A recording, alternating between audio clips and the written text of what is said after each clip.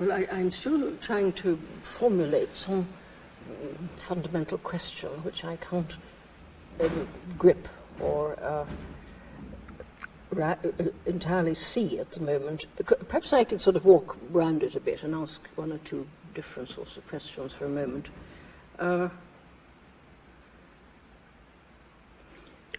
You feel the idea of duty, I think, is very duty. Duty. Yes, the idea of duty, I think, is a fundamental one in most moral systems. Yes. I mean, the philosophers argue about it, but there it is. People are taught when they are growing up. They're taught duties. Duty, they ought to tell the truth, for instance. Yeah. And other things being equal, Yeah. They ought to tell the truth. Perhaps they ought always to tell the truth. Well, you shy away from the idea of duty. I feel responsibility is better than duty. Well, all right. Well, then, but responsibility, then, a sense of responsibility would be a sense of duty. No. Well, under some circumstances, one could extend the two ideas in different Yes. directions, but you would rather call it a sense of responsibility. Responsibility, yes. Yes. Because responsibility implies care, yes, affection, yes, a sense of communication with other person. yes, Not doing something because you're obliged to do, or disciplined to do, or told to do, but be responsible. If I undertake to build a house, I'm responsible for building a house. Yes. If I'm responsible for my children, I will be responsible completely. Not only till they pass out of my house, but I would see that they live properly, brought up, no killing, no... Yes, there would be no limits to no that. limits to responsibility. Yes, I mean, one connects perhaps duty with very definite things which have to be done. But on the other hand, if you take something like a duty to tell the truth, that's something so fundamental. No, that but really...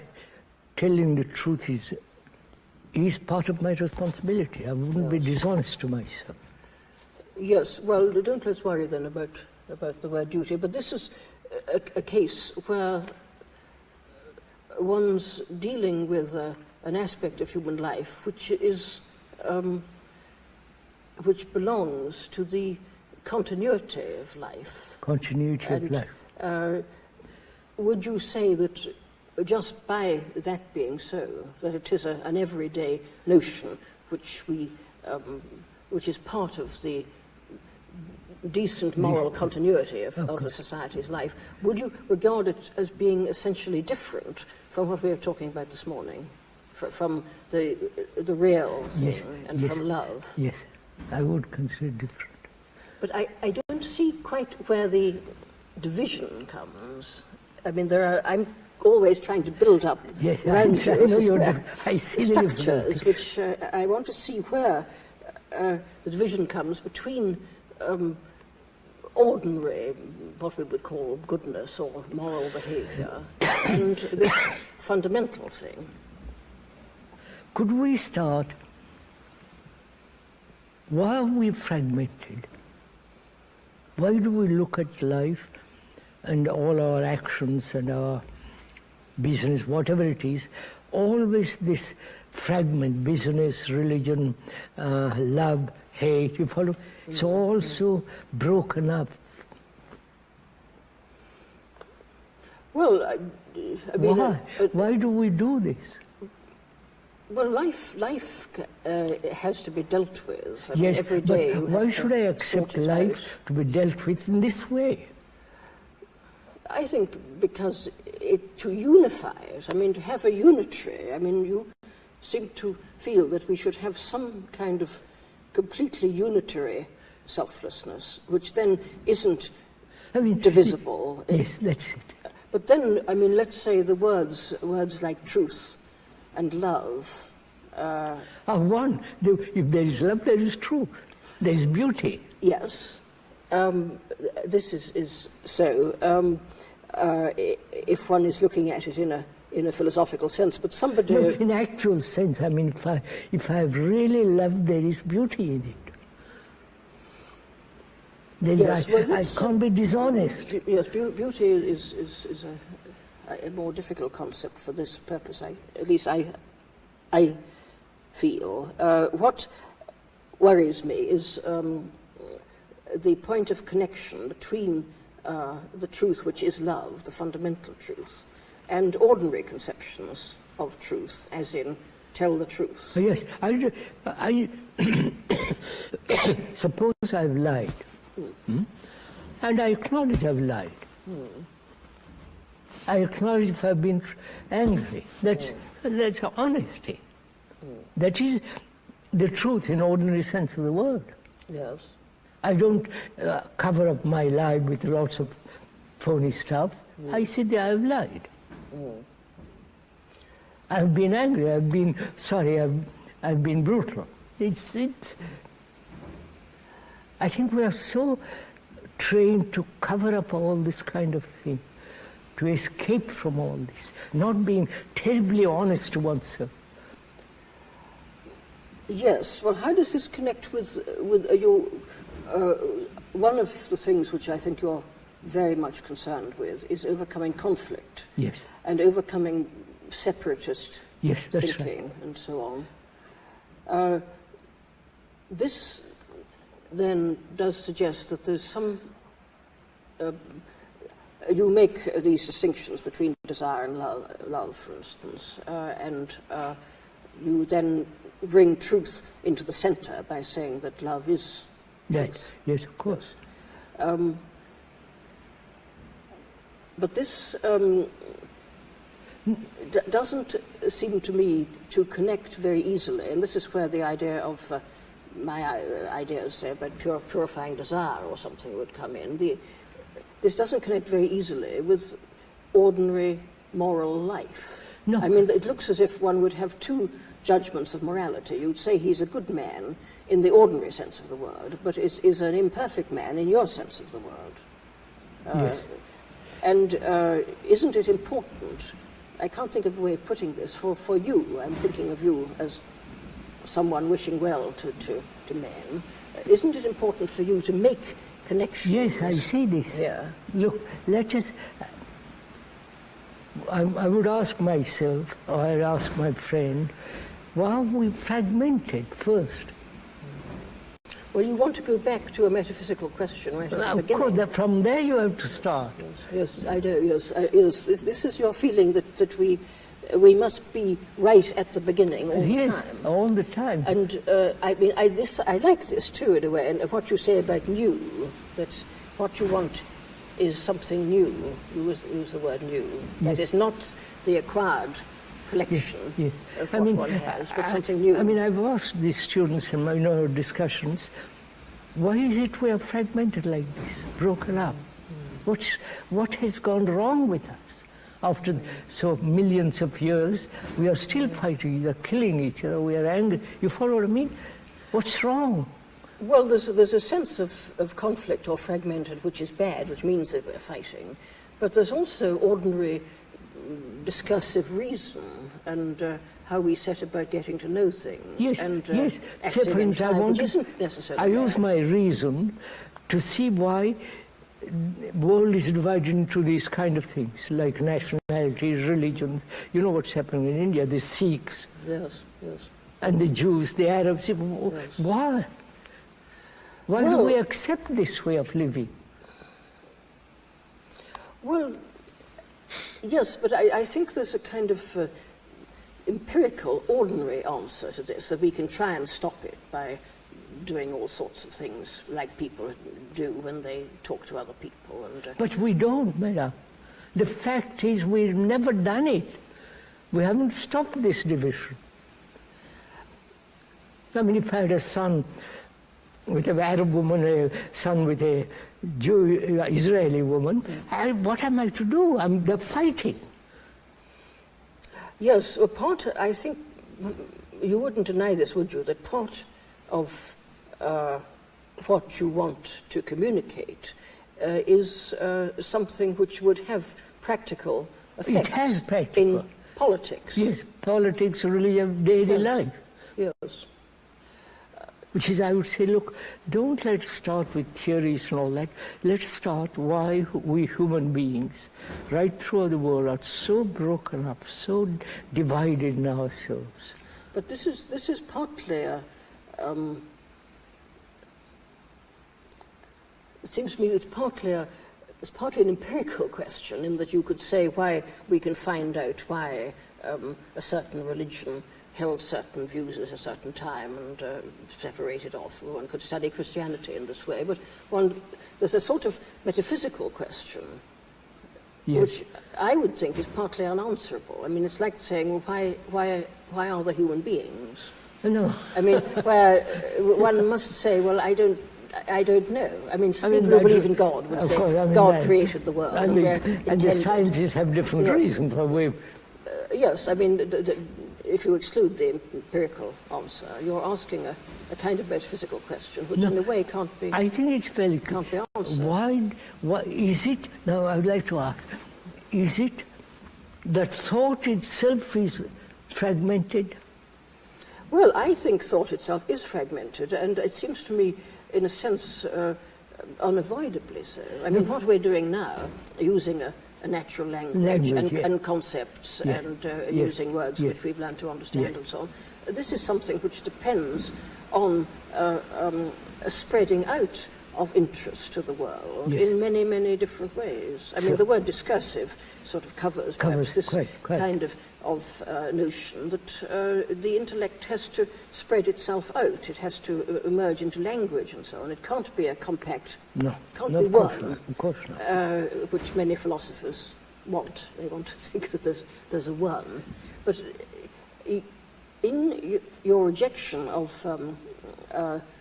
you won't allow, you don't seem to me to allow, to put it this way, the redemption of the world. I mean, the bringing of the world into the centre, into goodness, into truth. Yes, I say yes, it must be. Well, yes, but then one can't get rid of all fragmentation. One's got to redeem it, if you see what I mean. To get rid of bad fragmentation. Let's redeem it. Let us now, human beings, why are they like this? Let's redeem that. Not intellectually explaining, but the fact, daily fact. Why is it that there is such conflict, such violence? Well, again, there are many. I mean, if it takes Ireland, for instance, I mean, there are many reasons. Of course. Historical reasons why there is a conflict. Yes, yes, I know. But you're thinking of a much deeper thing. Much deeper thing, naturally. Which, but it seems to me this. I can't. Well, if somebody asked me that, I mean, I would say I can't answer the metaphysical question. What I can say is, why ought it not to be so? And this uses the word ought, which you don't want. That we have a conception of goodness, which from which we spread, as it were, all kinds of thought and action into the world. This is putting it very badly. Hoping that gradually we can make the world better and remove conflict in the superficial sense and in the deeper sense too. We have lived on this earth, according to scientists and all the rest of it, at least 2 or 3 million years evolved. We are still at it. Yes, we are. I mean, just look what is happening. And who can say what the future holds? But the future is what we are now. If we don't do something now, we'll be exactly tomorrow. Yes, but what we can do now is something very limited, really. We can do something to ourselves. Yes. And we can do something to a small number of people. But ourselves is the world. And we can also take part in politics, which is a way of helping the world. I am the rest of the world. Because my consciousness is like the rest of mankind. Yes, you mean that if you can do it, other people can do it. I mean, if I change, I affect it. Yes, well, there's also the fact that one has a very limited amount of time in which to That's why insight. Put it That's why don't let time interfere with this question. I am a human being. My way of life, my way of thinking, my action is comparatively like the rest of mankind. Yeah. They may have outward different, but deeply, I'm the rest of mankind. I am mankind. Well, except that you're a very unusual person, but leaving that aside. No, I am mankind, because we all suffer, we all go through a hell of a time.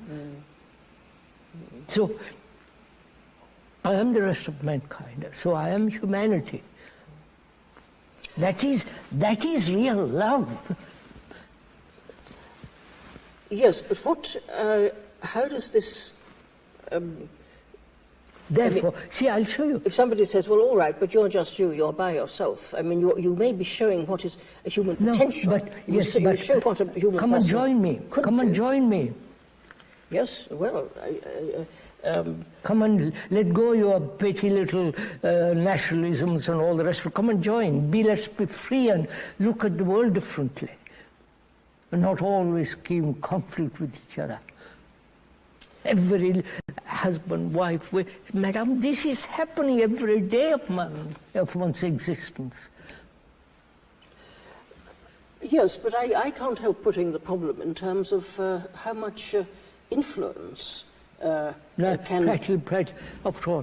one have. And if one is going to teach people, don't let's think of you and me now, but if anybody wants to influence people in order to bring about the end of this period of conflict and so on, they have to involve themselves in persuasion, in politics, for instance. You see what has happened. And many people would say, many people do say now that to worry about your own soul and whether you are selfless or not is a waste of time. We must simply go and help other people. Yeah. Go and stop people from suffering. Yes, they have helped other people. See what is happening with those people who are helping and those people who are helped. Well, you could see what there is very little. Hitler wanted to, for the same, Buddha said, too, he said, mankind suffers, there must be end to suffering, right? And look what they have done. Suffering is going on. Yes. So, when you think, sorry, I keep wanting to turn it around a bit so that I can get a bit more light. When you speak of overcoming conflict and overcoming suffering, not overcoming, ending. Ending, yes. Are you thinking of a kind of... is this anything like what a Buddhist would think of as nirvana? Apparently nirvana means, from what I've discussed with people, a state in which the self is not. The self, in the sense, all the turmoil and all that, come to that point. Don't discuss what nirvana is. You will find out. Yes, I would understand something like this as meaning that one is in a selfless condition, and the denial of the world is the meaninglessness of... That's what they've done. All these other things. Which, deny the world. Yes, but then... But I don't say deny the world. On the contrary, we have to live here. Yes.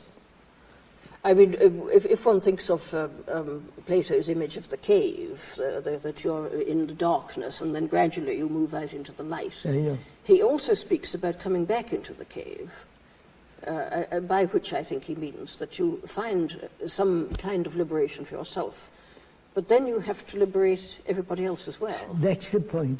The whole sense of bodhisattva and all that, I won't go into all that. Yes, but if you change fundamentally, won't it affect mankind? It will affect a certain number of people. No, Look, Christianity has affected how many millions? Yes, certainly. I was about to say that there are cases like the life of Christ, whether Christ really existed that is as a irrelevant. historical man or not. The image of Christ Therefore, has I'm changed saying, people's lives. Through propaganda, they have changed, right? Yes. They have, etc. Now, Buddhism has affected the whole of Asia. Yes. Yes, all right, but you would go on to say that nevertheless... Yeah. I say, let's few of us work at this. Then we'll change the world. But I think we have had great teachers who have had a great deal of influence, who have, as far as I can see, advocated a kind of selflessness, which is not freedom. unlike what you are speaking of. Freedom. Freedom from the self. But what is one to do? I mean, it doesn't seem to me that... Oh, no. No, of course, what is one to do requires sitting down, talking about it, going into it. Right? Naturally.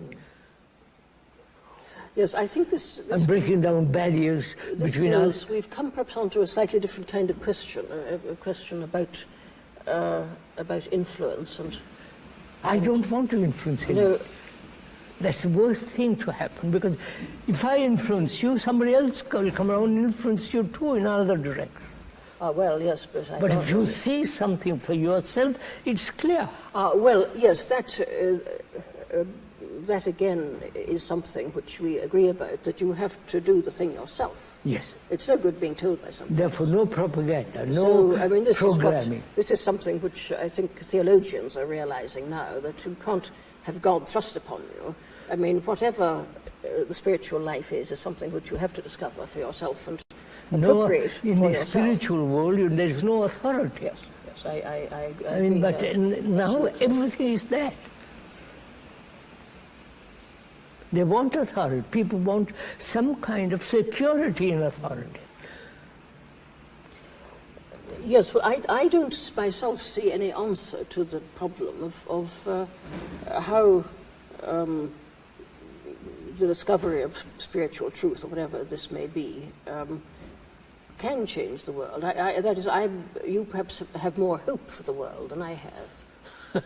No, I am neither pessimistic nor optimistic. But I see, unless there are few of us radically change the whole psychological structure, we are going down the hill all the time. That's all. Yes, well, I agree with that too. I mean, if the world lost people who were concerned with what you're concerned with, I think that it would lose its center in some way. Yes, that's what I mean. But there are very few people who are concerned to be totally free from all this. Yes. But then you want to put it sort of bluntly, as it were, you want there to be more of such people, but at the same time you reject traditional methods of, for instance, ideas of duty, ideas of asceticism and so on, which have been, as it were, part of the training of people who achieve perhaps this why state. should I be trained? If I see something to be true, I stick to it. Why should I train I it? think you've probably had a gift of grace, or what a Christian would call grace, which a lot of people haven't had. That is, what you achieve easily would be very, very difficult to achieve for the majority of people. Perhaps that may be, but I mean, after all, there must be. All right, if you use the word grace, all right, be in a state to receive that. Yes, yes. Which means don't be selfish, don't be have conflict, have some kind of inward silence. Yes, I agree entirely with this. Yes, I think, don't let's argue about the question of influence or politics, because I understand your position here. I think I would think, I would feel that it is perhaps important to try in certain ways to influence one's surroundings. But I know that this is full of difficulties. I'd rather, in a way, stick to the question we were worrying at this morning, though I don't quite see how to find the way of enlightening myself on this subject. It's partly to do with the question of time and fragmentation. Time is fragmentation. Yes. So and that's it. Yes. To be free of time. Yes. To be that means no movement forward. Yes, free and in the truth and love, and not to be acquiring and not to be planning. Yes, that's right. How, I mean,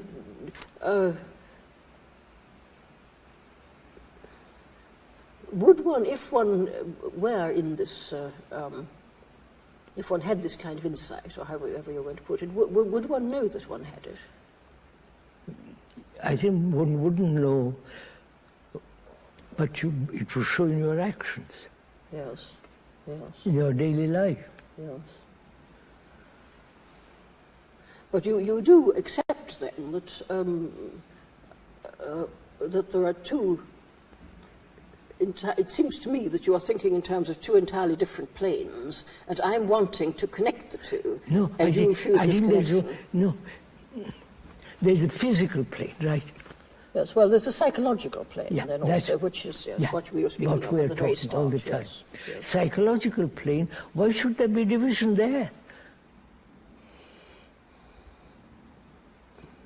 Why should there be superior psychology or lower psychology? It is whole psychology. Yes. I mean, some kind of redemption. I introduced the word redemption. It doesn't matter. Yes, I understand. Of the sort of psychological hurly-burly of one's mind. Yeah. I mean, it seems to me it can happen in a quite ordinary way. I mean, people wouldn't be puzzled by it. It would just be a sort of natural function. See, I would to be redeemed by whom? Well, if I look to you to be redeemed, I'm lost. Yes, I'm not thinking of being redeemed in the Christian sense. No, or in any. I just mean by redeemed, I just mean that something which is fragmented is drawn in. I'm using an image of, yes, I understand. Of a centre and of outlying parts. I mean, picture somebody, what I'm trying I'm all the time trying to discover where this divide is, that you make a divide between, say, the life of a very good man. I mean, let's...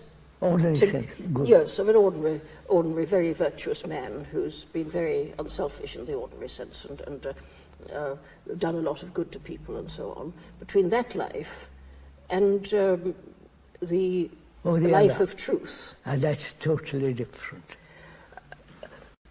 Well, why is it totally different? Of course it is.